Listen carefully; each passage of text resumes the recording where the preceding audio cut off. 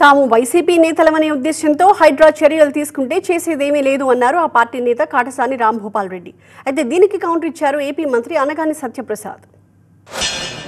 ఇట్లాంటివన్నీ ఏమవుతాయి చెప్పు, జీవితంలో ఎన్నో అనుభవించినాం.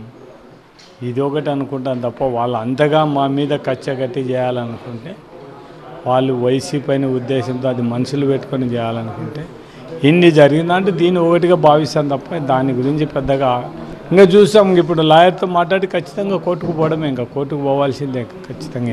ఇంత జరిగిన తర్వాత వితౌట్ నోటీస్ మాకు చేసినారంటే ఇంకా మేము కోర్టుకు పోవడమే బెటర్. వైఎస్ఆర్సీపీకి ఎప్పుడు లేదు, వాళ్ళు చేసే పనులకు కూడా మా ఆస్తం ఉంటుంది. అతనేదో దొంగ వ్యాపారం చేసుకుని ఉంటాడు, కూలగొట్టుంటారు. ఎవరైనా దొంగ వ్యాపారం చేస్తాను నేను చేసినా కూడా కూలగొడతారు. అది డిఫరెంట్ రాష్ట్రం, డిఫరెంట్ సీఎం ఉన్నారు, డిఫరెంట్ సిస్టమ్స్ ఉన్నాయి. అక్కడ వ్యాపారాలు తప్పు చేస్తే తప్పకుండా అక్కడ ఉన్నటువంటి వ్యవస్థ వాటికి యాంటీగా చేస్తుంది. దానికి మాకు సంబంధం ఏముంది? మేము చెప్తే వాళ్ళు చేస్తారా?